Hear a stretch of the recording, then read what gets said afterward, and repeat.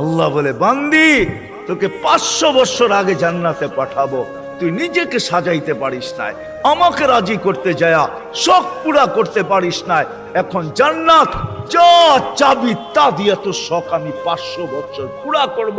তারপরে তোর স্বামীকে তুই মিস কল দিবি যে 500 বছর শখ পুরা হয়ে গেছে, কাম তুমি এখন আসো।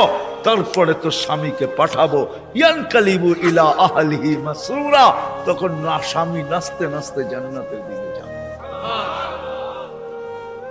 শোক পুরা করবে জান্নাতে। কি দিবে যুবক? কি দিবে তোমাকে? যৌবনের বিনিময় কি দিবে? কিনা রাখা আছে। সাহাবা জান্নাত শুনতেন আর চিৎকার দিতেন।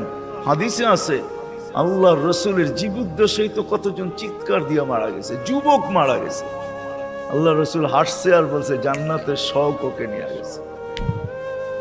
আসেন আজকে